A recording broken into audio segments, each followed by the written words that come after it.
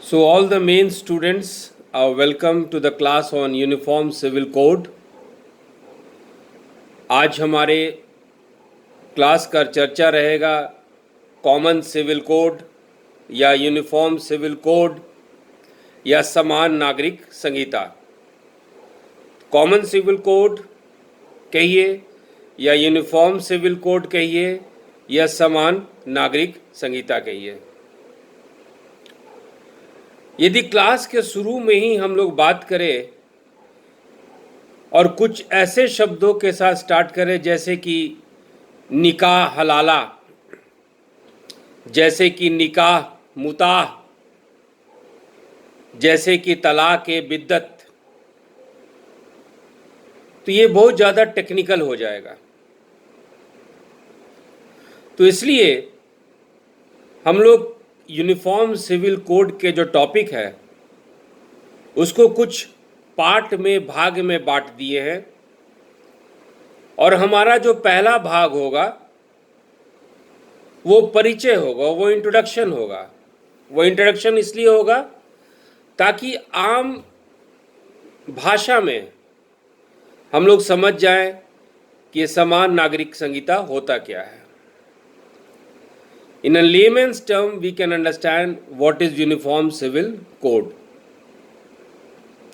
और फिर इंट्रोडक्शन के बाद हम लोग दूसरे सेशन से, जिसका कि नाम हम लोग टेक्निकल सेशन देंगे, वहाँ से हम लोग फिर ज़ीरो कॉन्सेप्ट से यूनिफॉर्म सिविल कोड को इसके तकनीकी आधार पर हम लोग समझने की कोशिश करेंगे।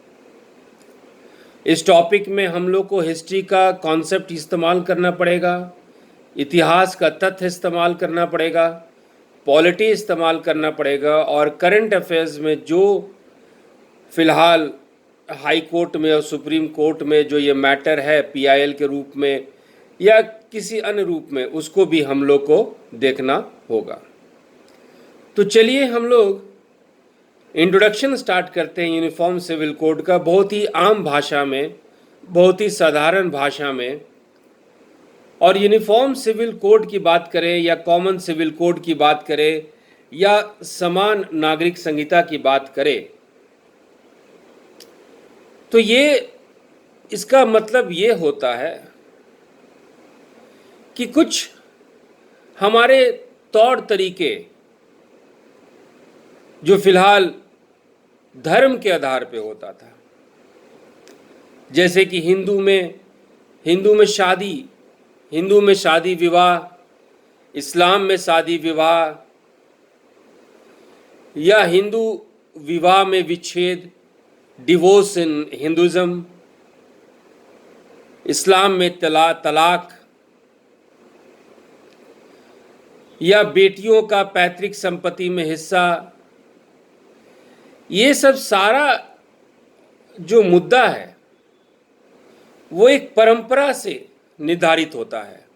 वो एक हमारे प्राचीन ग्रंथ के आधार पर शादी विवाह की बात होती है। यूनिफॉर्म सिविल कोड ये कहता है कि चाहे आप किसी भी धर्म के हों, किसी भी जाति के हों, किसी भी पंथ से ताल्लुक रखते हों, हर नागरिक के लिए एक समान कानून होगा। Uniform civil code says that no matter whatever your religion is, whatever your caste is, whatever your customs and practices are,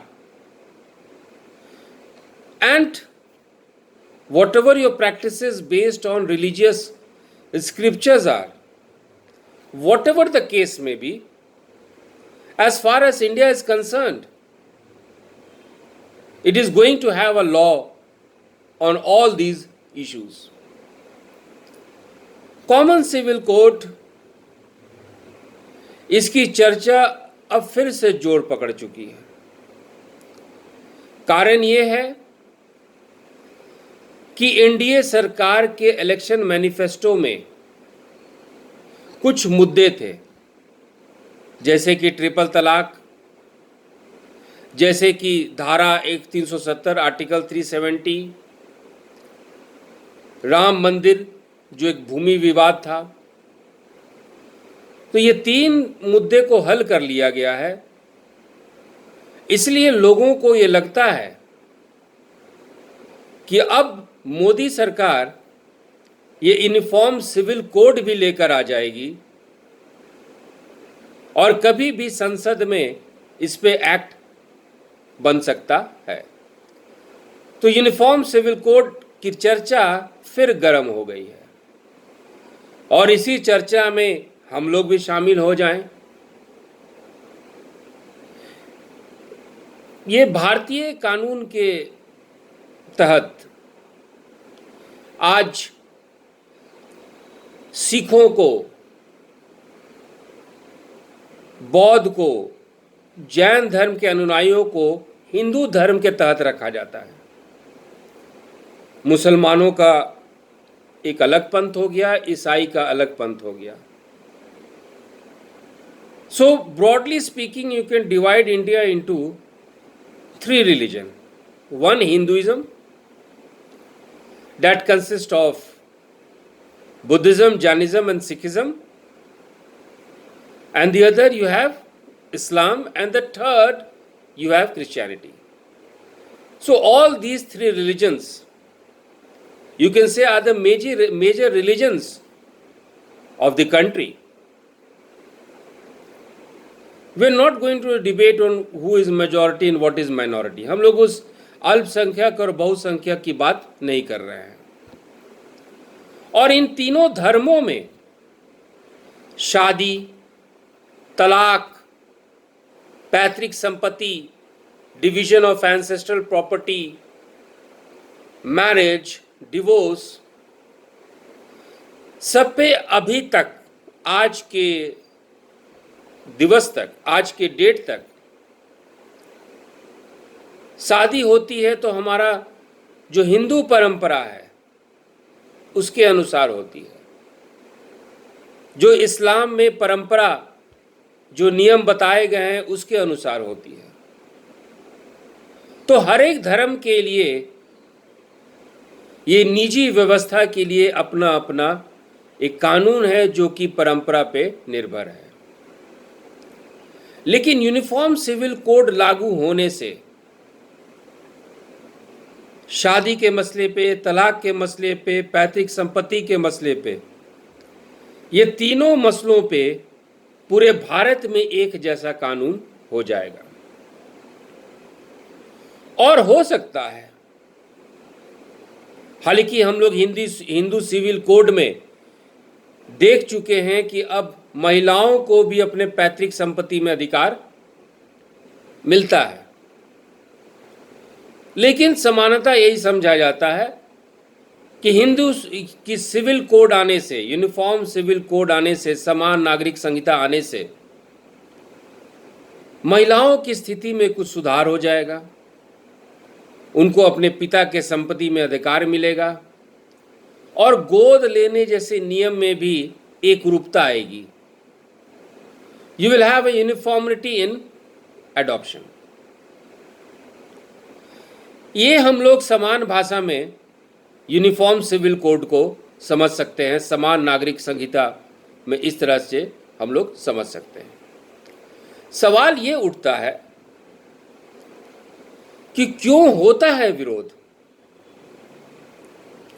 जब भी यूनिफॉर्म सिविल कोड की बात की जाए, सिविल कोड की बात की जाए, समान संहिता की बात की जाए, तो विरोध होने लगता है।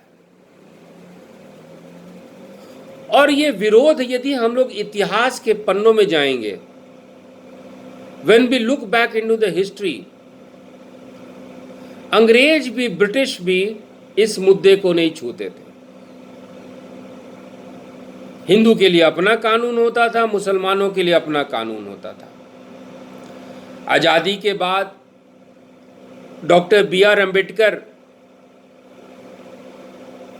हिंदू समाज के लिए हिंदू कोड बिल लेके आने की कोशिश किए और इसका जोरदार विरोध हुआ। और आज भी जब हम लोग यूनिफॉर्म सिविल कोड की बात करते हैं तो विरोध जो है वो आपका कायम रहता है। तो इसके दो पहलू हो जाते हैं, Indian civil code, uniform civil code के समर्थन में और विरोध में। One in the favour of uniform civil code and the other people who are in opposition to the uniform civil code. अब यदि हम लोग विरोधियों की बात करें, विरोधियों का क्या तर्क है समान नागरिक संहिता के विरोध, तो वहां यह बात की जाती है कि विरोधियों के कुछ तत्व को ऐसा लगता है कि सभी धर्मों पे हिंदू कानून लागू हो जाएगा।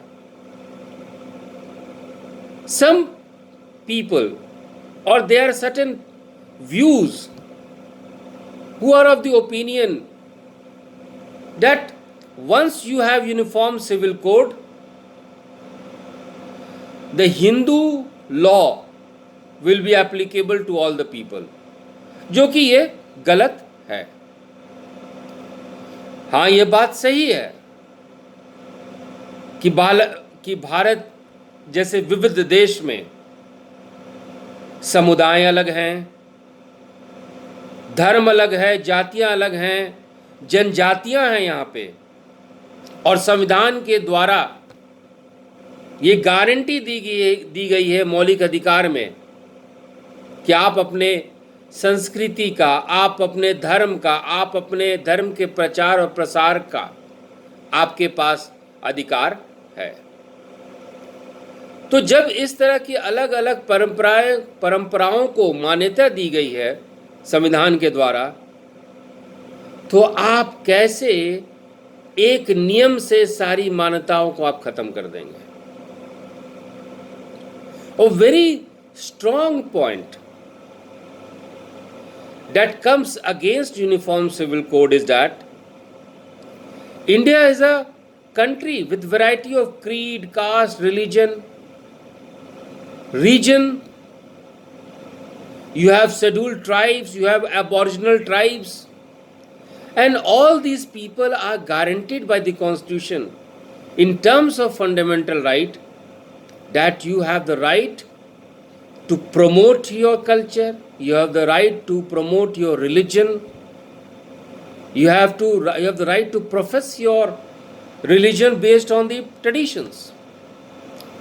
And if the Uniform Civil Code comes into existence, then all these traditionals will be over.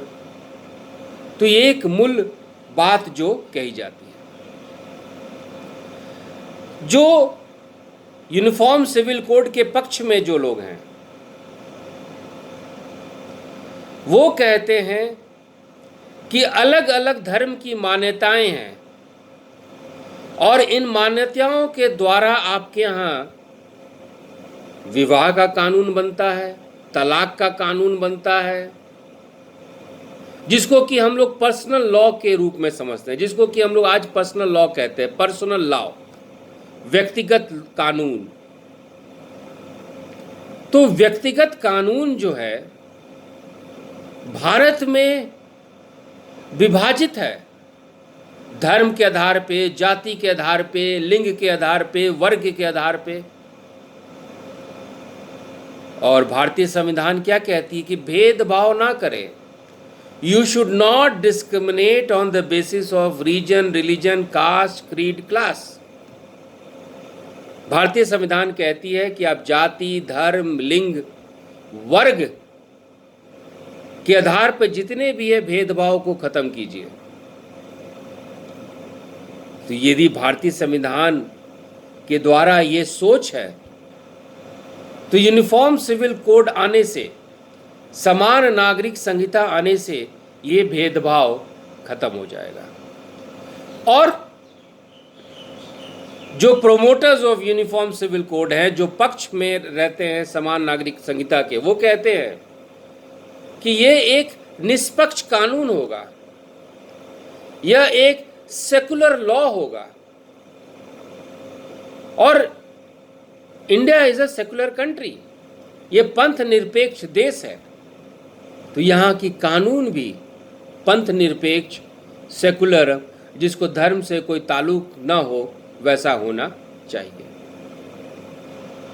अब सवाल ये उठता है कि वाकई में ये यूनिफॉर्म सिविल कोड की जरूरत है?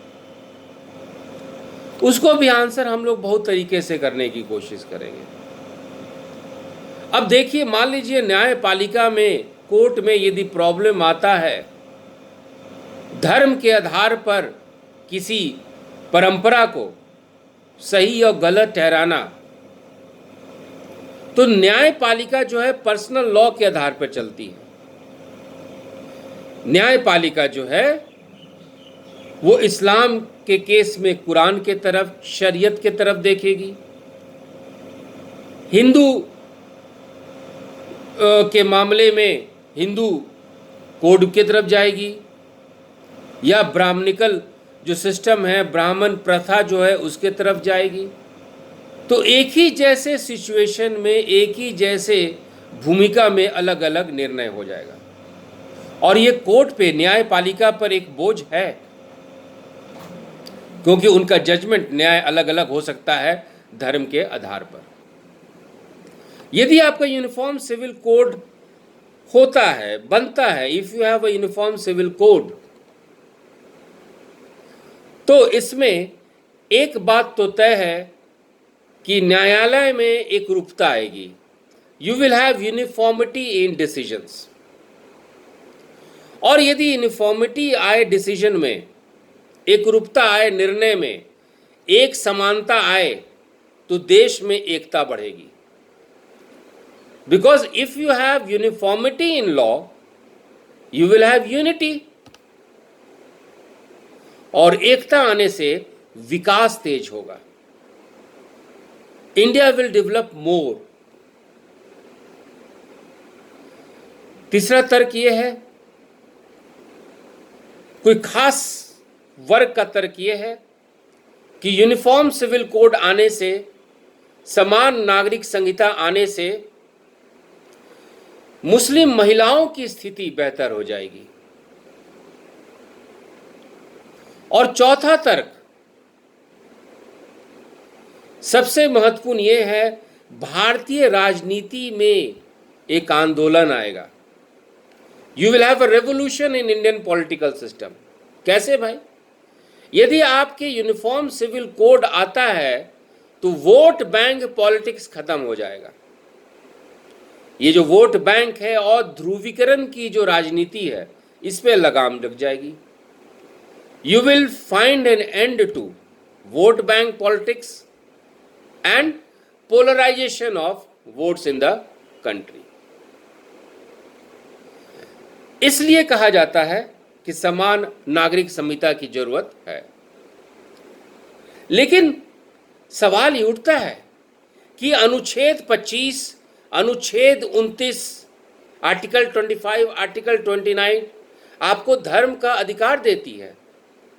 Right to religious freedom, this is your fundamental right, ये आपके मौलिक अधिकार है। उसका क्या होगा? लोगों के धार्मिक अधिकारों का क्या होगा? What will happen to the fundamental rights of the right to freedom, right to religious freedom, sorry, mean what will be the fate of right to religious freedom?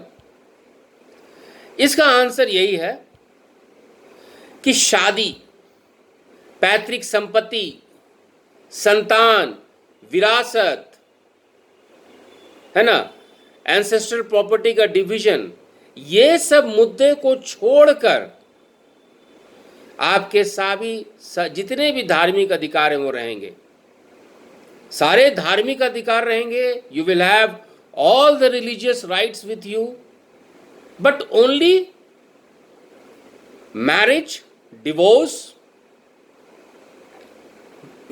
passage of the ancestral property or division of the ancestral property will have a common law. यदि हम लोग संविधान के तरफ भी मुड़ के देखते हैं संविधान को भी अपने स्रोत के रूप में लेते हैं, तो वह अनुच्छेद 44 में जो है संविधान के निर्माता भावी सरकार के लिए, फ्यूचर गवर्नमेंट के लिए एक रिस्पॉन्सिबिलिटी छोड़ के गई है कि अनुच्छेद 44 of directive principles of state policy, जो राज्य के नीति निर्देशक तत्व के अनुच्छेद 44 है, उसमें साफ साफ ये कहा गया है कि भारत में एक यूनिफॉर्म सिविल कोड होना चाहिए, समान नागरिक संहिता होना चाहिए। फिलहाल सिर्फ गोवा ही एक ऐसा आपका राज्य है जहां पे समान या कॉमन सिविल कोड लागू है। यहां पे हम लोग जानते हैं कि सिविल कोड आने से या कुछ कानून में एकरूपता देने से जो अभी तक धर्म के नियंत्रण में था, सामाजिक स्थिति कुछ बेहतर हो जरूर जाती है, एक सामाजिक सांचा ढांचा जरूर बदलता है। उदाहरण के लिए 1956 में आपका हिंदू कोड बिल आया था, अब इस पे काफी विरोध हुआ है ना। हालांकि 1951 में डॉक्टर BR अम्बेडकर जो हिंदू कोड बिल लेके आए थे, हिंदू कोड बिल पेश किए थे, लेकिन इसका काफी विरोध हुआ और विरोध होने के कारण ये 4 भाग में बांट दिया गया। Hindu marriage act, Hindu succession act, Hindu adoption and maintenance act, Hindu minority and guardianship act. ये कोडिफाई जो कर दिया गया, ये नियमन कर दिया गया, इसका फायदा ये देखा गया कि इससे हिंदू महिलाएं जो हैं वो सशक्त हो गई। the social position of Hindu women became better। इसमें महिलाओं को पैतृक संपत्ति में अधिकार मिला, पति के संपत्ति में अधिकार मिला। इससे फायदा ही हुआ, जो हिंदू कोड बिल आने का फायदा ये हुआ कि बिना जाति, पहले क्या था कि जाति के तहत ही आप शादी करें, लेकिन हिंदू कोड बिल आने से फायदा ये हुआ कि लोग अब एक दूसरे से शादी करने का अधिकार है। मीन्स एक जाति से दूसरे जाति में आप शादी कर सकते हैं। हिंदू कोड बिल रहने से एक और फायदा हुआ कि एक शादी के रहते हुए आप दूसरी शादी नहीं कर सकते। तो ऑब्वियसली स्थिति में जो है बेहतरपन आएगा। You will have some advantages in the social situation, particularly the vulnerable section, जो लोग कमजोर हैं, दुर्बल स्थिति में हैं। भारत में हिंदू कोड बिल है, फिर आपका मुस्लिम लॉ बोर्ड है।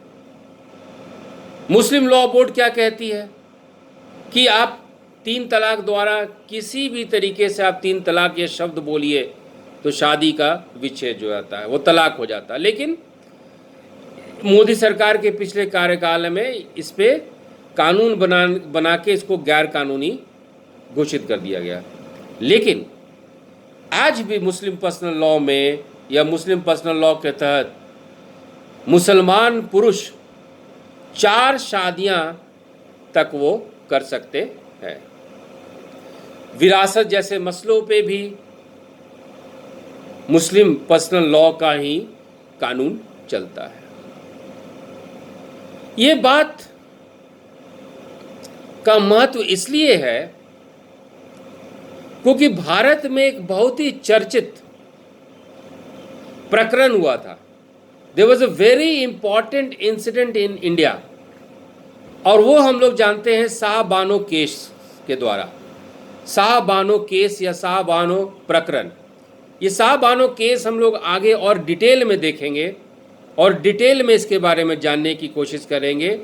लेकिन फिलहाल इतना समझिए आम भाषा में कि 1978 में 1978 में इंदौर में एक मुस्लिम महिला थी जिनका नाम था साहबानो, और जब उनकी उम्र 62 साल थी, और ये सन 1978 1978 की है, तो वो काफ़ी बुजुर्ग हो चुकी थी और उनके 5 बच्चे थे, और उनके पति जो हैं उनको 3 तलाक करके जो है अलग हो गए। वो बुजुर्ग माँ, 5 बच्चों की माँ जिनका नाम साहबानो था, 1978 से लेके 1985 तक सुप्रीम कोर्ट का दरवाजा खटखटाई और एक लंबी कानूनी लड़ाई चली। 1985 में सुप्रीम कोर्ट का फैसला आया। सुप्रीम कोर्ट का फैसला साहबानो के पक्ष में आया, और सुप्रीम कोर्ट के फैसले को all India Muslim personal law board, all India Muslim personal law board जो है सुप्रीम कोर्ट के फैसले को विरोध किया, और तत्कालीन कांग्रेस सरकार इस दबाव में आ गई, all India Muslim personal law board के दबाव में आ गई, और वो एक नया अधिनियम निकाल दी जिसका नाम है मुस्लिम महिला अधिनियम 1986। एक नया अधिनियम, एक नया एक्ट लेके चले आई, जिससे कि सुप्रीम कोर्ट का फैसला जो है निष्प्रभावी हो गया। It could not become effective. और इस केस से ये देखने को मिला कि हालांकि सुप्रीम कोर्ट अपना फैसला साहबानो के हक में सुनाई, लेकिन साहबानो को इंसाफ नहीं मिल सका, और देश में एक चर्चा आ गया, एक नया चर्चा चालू हो गया। वो था कि इस देश में मुस्लिम महिलाओं की स्थिति क्या है, what is the standing of Muslim women in India. तो मुस्लिम पर्सनल लॉ बोर्ड में अलग तरह की मान्यताएं हैं, हिंदू सिविल कोड में अलग तरह की मान्यताएं हैं, ईसाइयों का भी अपना पर्सनल लॉ है।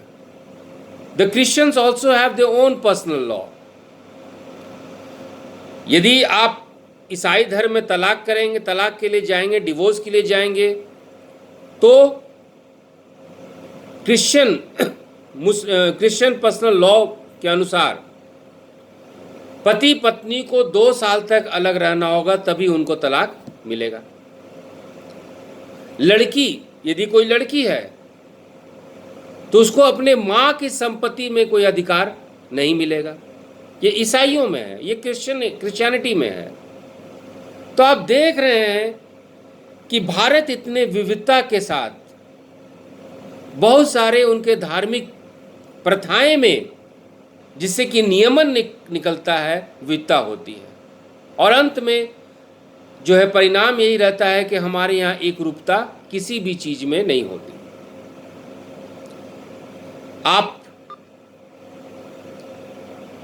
आप यदि दूसरे देश में देखेंगे, पाकिस्तान देखें, बांग्लादेश देखें, मलेशिया देखें, तुर्की देखें, इंडोनेशिया देखें, अमेरिका देखें, सूडान देखें, इजिप्ट, मिस्र देखें, सब जगह आपके यहाँ यूनिफॉर्म सिविल कोड है।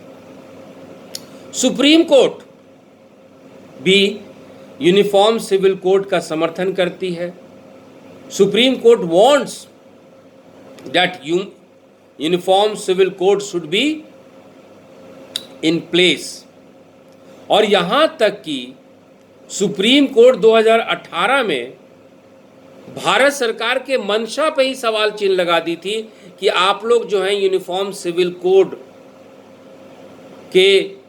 को कायम रखने के लिए, बनाने के लिए कोई कारगर प्रयास नहीं किए हैं। मतलब supreme court has said that government of India has not done enough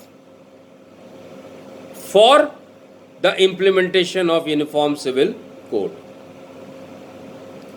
Goa का उदाहरण दिया गया सुप्रीम कोर्ट में कि देखिए वहाँ पे पुर्तगाल कानून, पुर्तगाल सिविल कोड 1867 लागू है ना। पोर्चुगीज सिविल कोड 1867 के अनुसार गोवा में आपके यहाँ यूनिफॉर्म सिविल कोड है, लेकिन शेष भारत में यूनिफॉर्म सिविल कोड नहीं है। इस यूनिफॉर्म सिविल कोड के विचार, इस बहस में लॉ कमीशन भी अपना व्यू रखती है। जो भारत सरकार की लॉ कमीशन अपनी रिपोर्ट 2018 में दी, और इस रिपोर्ट के अनुसार लॉ कमीशन ये कही कि फिलहाल भारत तैयार नहीं है यूनिफॉर्म सिविल कोड के लिए, और बेहतर यही होगा कि अभी जो भी पर्सनल लॉ में जो भी कानून बने हैं उसी में सुधार लाया जाए। लॉ कमीशन के अनुसार, विधि कमीशन के अनुसार, कि जो हमारे यहाँ धार्मिक परंपरा है और संविधान के तहत जो मौलिक अधिकार दिए गए हैं, इन दोनों में सामंजस्य बनाए रखिए।